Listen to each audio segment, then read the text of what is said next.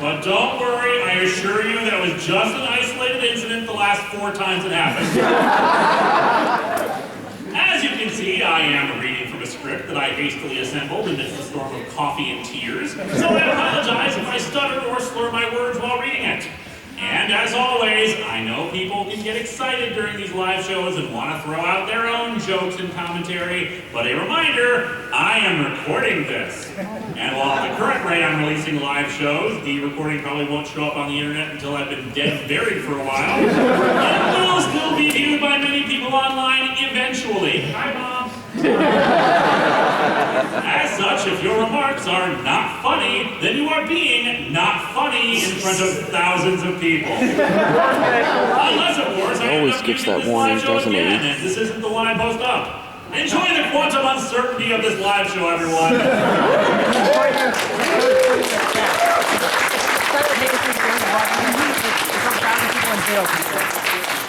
So despite the fact that my show primarily focuses on Western comic books, I tend to get invited to a lot of anime conventions. Woo! That kind of makes my job here a bit harder, since I want to put together a live show based on something even tangentially related to anime or manga.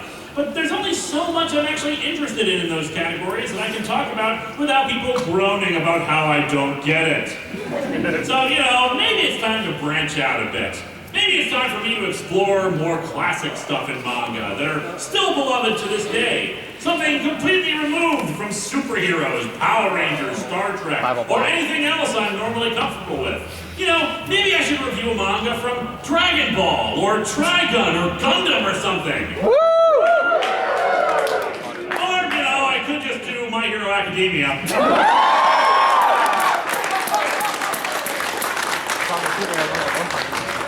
On the off chance you're unfamiliar with it, the series is about a world where the majority of people have superpowers, and we follow around a boy who doesn't have any, who dreams of becoming a hero. And who wouldn't want to be a hero when you can have hair like that? It's like sky high. At that point, it stops being hair and just becomes the guy's antenna. We open with a flashback to the youth of our main character, Izuku Midoriya. He's trying to defend a bullied child from 3 kids with powers. Enough, Cap-chan! You already made him cry! Stop it! Just because most people have superpowers doesn't mean everybody will have their love interest stuffed in a fridge. We meet our 3 bullies. 1 kid with bat wings, the main kid with some kind of explosive fist, and this kid over here who makes money raking leaves in the fall. So, Deku, the quirkless wonder, thinks he can play hero, huh? Boy, are they going to be surprised when it turns out they're actually playing Infinity Gauntlet and he's Thanos. People are not born equal. That's the hard truth I learned at age 4. Some people are given chocolate chip cookies and some oatmeal raisin. But that was my first and last setback. After I murdered those 3 enemies. We're now in the present day, where Izuku and several other bystanders are watching a bunch of heroes taking on some kind of giant person. And then flashback again so we can get to the history of this world. It all began in KK City in China, with the news that a bioluminescent baby was born. Behold, the baby who was his own nightlight! After that, exceptional individuals began popping up all over the world. Yes, exceptional individuals like, oh God, it burns boy! Flip through comics from a distance man! And crap, how do I do my hair now, woman? Fantasy became reality. The world was rebooted at least 8 times in the year 2000. At present, 80% of the world's population consists of superhumans with special abilities. Unfortunately, the most common power is to marathon TV shows in one night. The world is in chaos, and a profession that everyone once only dreamed about entered the spotlight. Surprisingly, that job was professional laundry folding.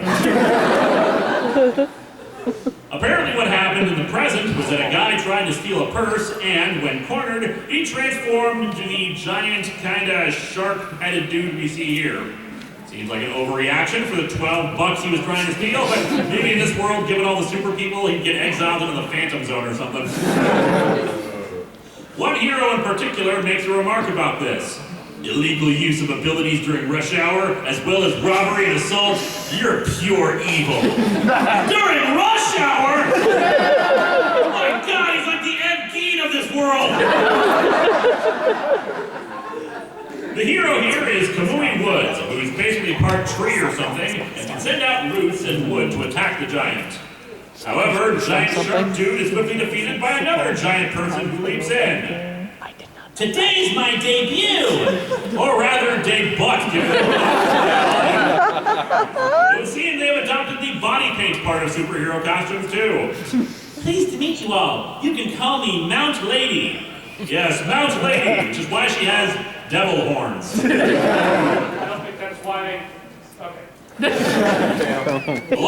Along with the exceptional abilities of his explosion crime rate, while nations struggled to overhaul their legal systems, brave individuals took up the mantle of heroes straight out of comic books, protecting the people from evildoers. Well, at least until their next crossover, where they spend more time fighting each other instead of evildoers, but hey, at least nobody's had to have a clone saga yet. With public support, some quickly acquired the right to serve as heroes in an official capacity. Depending on their performance, they have the potential to earn government pay, fame, and glory. Being a government employee who seeks fame and fortune, what all great heroes aspire for. Actually, when you get right down to it, this is technically the plot of Youngblood. After all, with as many generic characters as Rob Liefeld created for that, it's easy to believe that 80% of the people in his world have superpowers. Izuku does some research on Mount Lady. Gigantification, huh? Wow, that fact just increased her fetishization factor by like 30%. Later, Izuku is at school. You guys are all third years now. It's time to start thinking seriously about your futures. When are you kids gonna get your YouTube channel started? I would hand out these future career forms, but I assume you all want to be heroes. Screw you, architecture and medicine. You got big ass teeth and your only career choice is spandex and punching. The main bully from the beginning, named Katsuki, thinks only he has a chance of becoming a true student at UA High School. I aced the mock exam. I'm the only one here with the stuff for UA. Turns out UA is actually a tap dancing school. Desk hero. Izuku is also trying out for UA, although Katsuki can't really believe that, hence why he blasts Izuku's desk. I'd like to remind you all that they're in the middle of class and the teacher just told them they weren't allowed to use their powers while in school. And again, the same guy said there's no point in having them try out for any other careers because they all want to become superheroes, even though by this comic's own admission, not everyone gets to become a professional hero. So really, this teacher is just really bad at his job. That's his superpower. He's an Atop teacher. They're all bad at their jobs. The problem for Izuku is that, well, he doesn't have any superpowers, and there's no precedent for a non-powered person to be admitted into the school. So these people got inspired by superhero comics to become heroes. Nobody knows about Batman. Izuku admits that it's always been his dream to join the place, and that there's no harm in trying to get in, even if it's impossible. Katsuki, though, is a dick and mocks him for that. I see this universe also adapted another part of superhero comics, adolescent male power fantasies. That afternoon in the downtown area, a person who has some kind of goopy liquid superpowers runs through streets having stolen something. This guy must have been inspired by the chaos this morning. Given how he looks, I'm pretty sure he was more inspired by melting ice cream. Also, inspired to do what? Grow huge and be attacked by a giant lady? Back at school, Izuku prepares some of his notes for the UA entrance exam. But Katsuki grabs the notes and burns them with his powers. Yeah, Izuku, I think you might have spoken too soon about the whole not having any more setbacks thing. Still, how hard can the test be? Power and responsibility, stop evildoers, never make a deal with Satan that gives up your marriage. It's not that hard. One more day. We get another flashback to when he was a little kid, watching a YouTube video of the debut of a guy named All Might, aka Captain Hair from the cover. He's so cool! When I get my quirk, I want to be just like him. Better get the gel in your hair now, kid. Unfortunately, he and his mother get the news from his doctor. There's no hope of him developing superpowers. Pardon my asking, ma'am, but you're 4th generation, yes? Yes, of course. I can pull a small object towards me, and my husband can breathe fire. It makes our romantic life very interesting.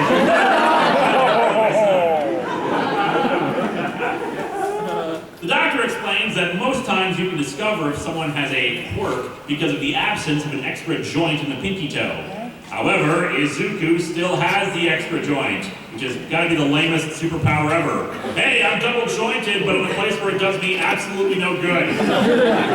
Also, I love how this implies that we're basically one extra tiny little bone away from having superpowers. Get some unnecessary surgery, kids, and soon you can make acid spew from your fingertips. Inspired by All Might, Izuku decided to soldier on no matter what others said about him or his lack of powers, which I guess is why he's never combed his hair. Unfortunately, Izuku's day gets worse since he runs into the purse-snatching creature from before. Don't worry, I'm just hijacking your body. Calm down. Geez, kid, I'm just subsuming your will and absorbing you into my being without your consent and erasing your identity so that I can escape the petty crime I did. Man, you're being really rude here. So inconsiderate. Izuku tries to slap the monster, but it doesn't work. No point in trying that. I'm fluid, you see. Gotta imagine this is what eventually became of the Kool-Aid Man. Fortunately, Izuku is rescued by All Might, who leaps out of a sewer while carrying 2 bottles of Coke. Drink soda, everybody, and you'll become like All Might. All Might, I am a man! Punches the creature apart. I am a man. Izuku wakes up, having fainted from the attack on him. All Might wishes him well, explaining that he has defeated the creature and contained him in that 2-liter bottle. Yeah, still tastes better than Dr. Pepper. My sister loves Dr. All Might flies off, but Izuku manages to grab hold of his leg, wanting to ask him a bunch of questions. All Might finally agrees to do so. Meanwhile, the creature was not totally defeated and begins to wake up. Right where Katsuki is walking and complaining about Izuku to his buddies. Seeing him so full of stupid dreams like when we were kids just pisses me off. How dare you have hopes and dreams? I'm gonna burn his house down. Unfortunately, that makes him a good target for the monster. Well, hey, if it's attacking Katsuki, it can't be all bad. Izuku asks All Might if someone without a quirk can become a hero, but while he's rambling about his difficulties he's had being bullied, something seems to happen to All Might. And he transforms into a scrawny-looking guy with the pointiest of chins. Jeez, he doesn't need to be so damn muscular and big. His friggin' chin is a deadly weapon. He's gonna stay with that thing. Like back tonight. Spies versus spies. All Might explains that his appearance is like someone holding in their gut to try to look skinnier and more bulky.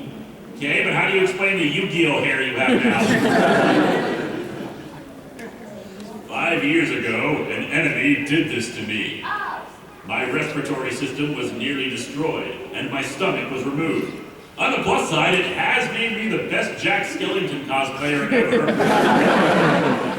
Because the procedure makes him waste away, he can only do his heroic work for about 3 hours a day. The rest of the day, suit actor for any given Slender Man movie. All Might feels that a professional hero should always be ready to risk his life, and without powers, one cannot reasonably expect someone to risk their lives. As such, his answer is sadly no. Still, he also recommends that he could always become a police officer if he wanted to help. It's not wrong to dream. However, you need to be realistic, kid. Said the skinny man who had his stomach removed and inflates himself up to fight slime monsters.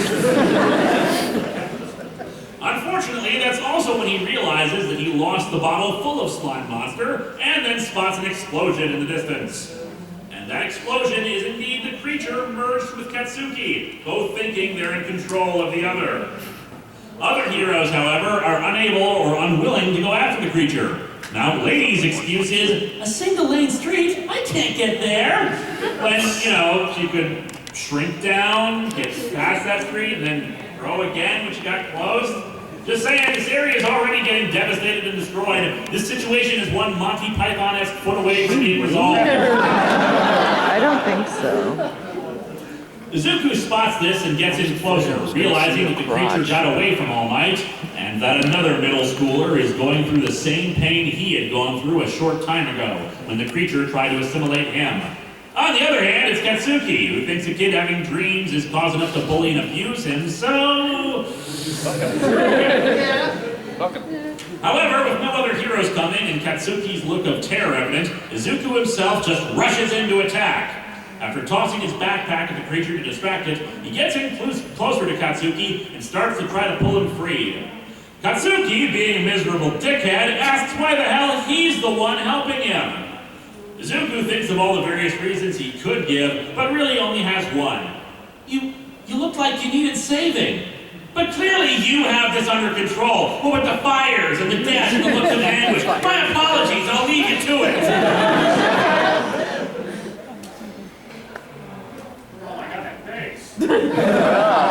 Thanks. It turns out I skipped one, so this is actually the looks like you get saved. Live shows, everybody. Inspired by Izuku's near sacrifice, All Might manages to muster enough courage to risk hurting himself further by transforming back into his Lieffeldian form. He uses his most powerful attack, Detroit Smash!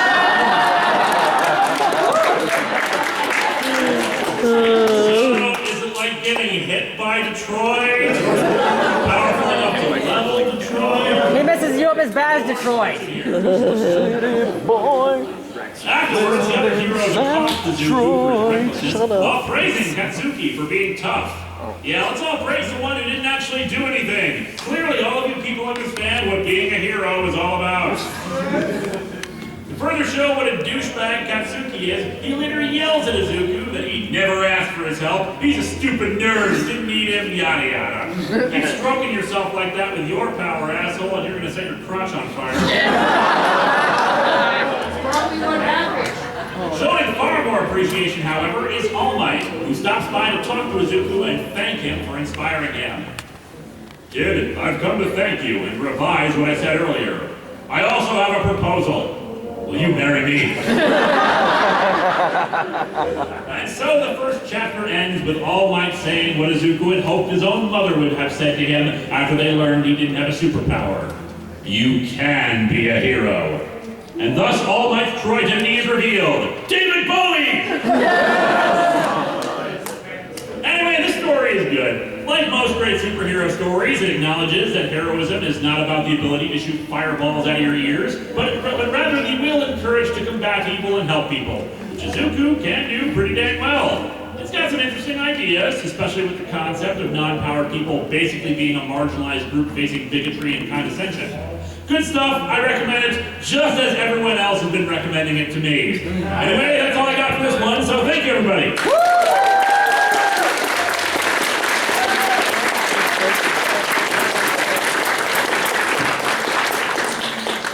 We have 25 minutes left. 25 minutes. Which brings us to the question I have for you all.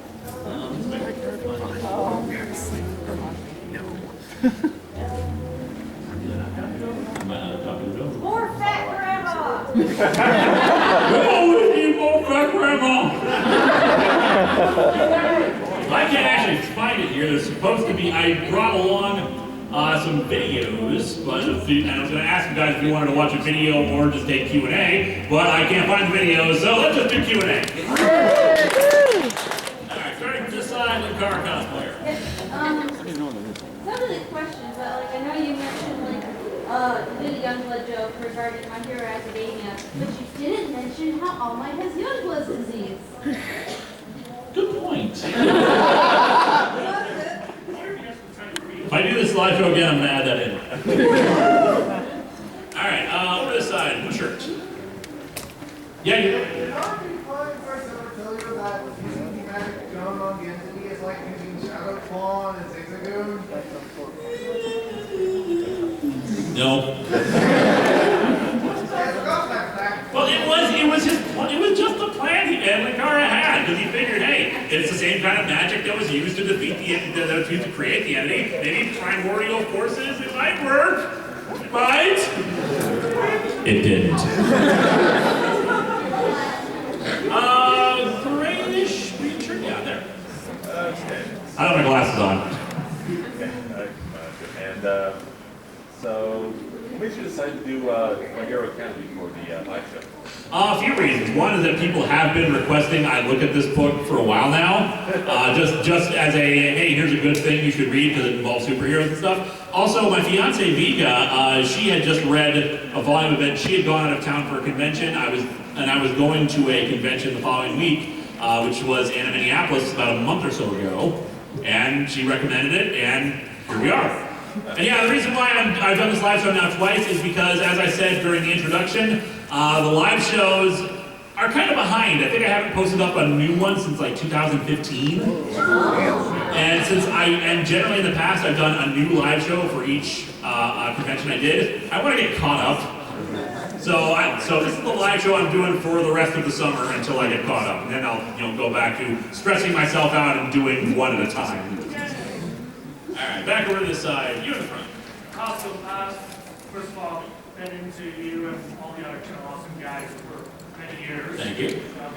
And we've always been to, like, always as like a joke, doing a crossover with Brad on the Caligula comic, which I understand why it'd be a little hard to do. But is there any possible chance that'll happen? Yeah, eventually. Although the thing is that I kind of want to do with him, I want to make up for something that did not happen. During the filming of To Boldly Flee, long story short, we were really stressed out doing To Boldly Flee, and so we did not have as much time to plan out a bunch of crossovers to do during that time. So I thought what I would do is the same thing I did during Suburban Nights with Bayless, where we reviewed a direct-to-video movie called The Air Zone Solution. And the thing about that movie is it was an unscripted review. We went along, watched the movie, cut to live action bits that we knew we would want to do, and then Bayless went back later and wrote up voiceover bits for, describing the movie and what was going on. So I figured I could do the same thing with Brad with a comic I had called Mighty Morphin Rump Rangers. Oh, porno I spoof. think that this is a pornographic comic. It is really more of a parody Brad comic Jones recently reviewed a Power and really Rangers kind of gross porno and spoof. disgusting. So I filmed a few live action bits with Brad with that, including the return of Space Lancer Steve. And unfortunately, I just never got around to actually writing the voiceover bits for it. So yeah, that's a lost review from 2012 that I never actually got around to writing. So I would want to actually finish that up first before I did the Caligula comic, which does exist. There is a Caligula comic. It's like it's not like based off of the movie. It's like some, it's just like some comic made in like 2010, 2011 for like an independent comic. Yeah. So back to this side. Let's go. Since the attire, Team Skull. Okay, I have two quick questions. Will 80s Dan and 90s Kid ever hook up again? I hope so. Brad has talked before about doing an 80s Dan movie. Oh my gosh. Although the thing is, that'd be the thing great. you gotta understand about Brad and his movies, it's never what you expect it is. I think he's told me before that he wanted it to be like a psychological thriller. Where 80s Dan is not actually from the 80s, he's just kind of crazy. And also, are you going to be wearing your Team Skull thing in any of your reviews? Not planning on it right away, but I certainly want to. I mean, I put together the cosplay. I don't have the cufflinks on right now, but I made it, and I wanted to use it again, probably for the Pokemon comic, which here's the thing. I've already told this in two of the other panels I'm doing. Next year is the build-up to the 10th anniversary of Atop the Fourth Wall. So every non-Patreon sponsored review, because of course they choose whatever the hell they want to do for them, every non-Patreon sponsored review is going to be a follow-up to a previous episode. With the exception of the 500th episode, that'll be something new.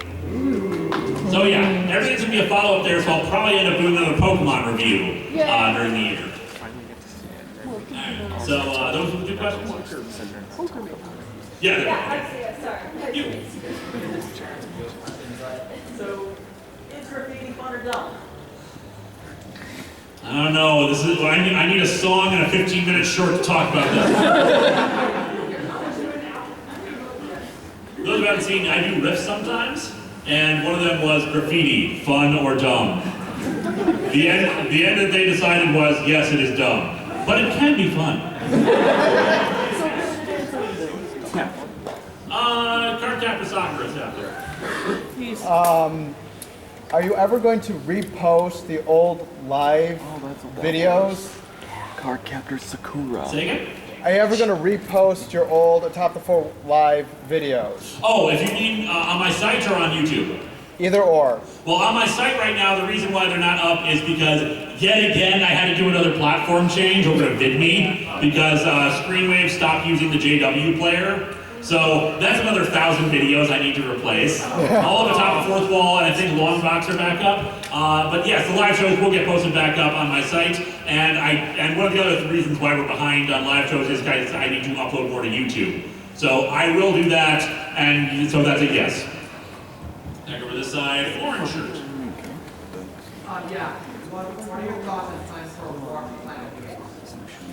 No plans at all.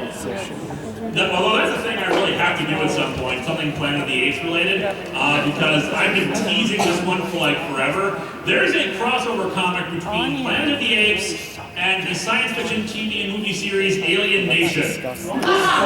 Show of hands, who actually knows what Alien Nation is? Okay, you guys are awesome, by the way, because Alien Nation was a great show. But yeah, it's the most bizarre thing in the world. Long story short, Alien Nation, the premise is that like a city ship arrives on Earth with a bunch of alien refugees, and they have to become integrated into society. It's a great metaphor for like, you know, racial tensions and inequality and all that kind of thing. Think District 9, but not, you know, that's the movie and not bug people. But it's the most weirdest thing in the world because why would you ever pair Alien Nation and Planet of the Apes? But it's real, it's a thing, and anytime I've done a bizarre crossover, I've shown just a brief image of the cover one, and I'm just like, wait, is that a thing? Then again, Archie and Punisher are crossover, so... Archie is crossed over with the Predator. It's weird. Archie just throws everything at the wall and somehow it ends up working. I don't get it. I don't get Archie. I've stopped doing Archie reviews because the last one I did was a few years ago for a Christmas comic. People complained in the comments because I didn't recognize half the characters. I don't read Archie! I don't like Archie! It's slice of life kind of stuff, and I'm not into slice of life kind of stuff. Wait, what about Archie written by Mark Waid? I never read it! It's still Archie! Does that mean you haven't seen the show Riverdale? I have not seen Riverdale, which I hear is like as far removed as Archie as you can get. It's like Archie versus Twin Peaks. So anyway, yeah. That's that. That's Planet of the Apes. You in the far back. Yep. Is there any, aside from the natural, such as the magic gun, having a roommate that just looks like you, is there any kind of like disconnect between the character you portray and you as a person? I'm a lot happier in real life. I mean, sure, I get mad and upset about bad comics, but of course I'm not quite as hyperbolic about it. In fact, it's more often when I read a bad comic, I'm depressed about it. Oh yeah, Frank Miller. Marvel. Well, you try reading that day in and day out. So yeah, other than that, I have more of a wardrobe than that. But yeah, for the most part, it's teeters the line between the two things. Obviously, I prefer doing more writing stuff than I do. I mean, I like performing. I love being on stage and getting all this adulation and attention because I'm an egotistical jerk. But I tend to really enjoy doing writing more than editing. Editing is something I can do, but like a lot of my colleagues love editing.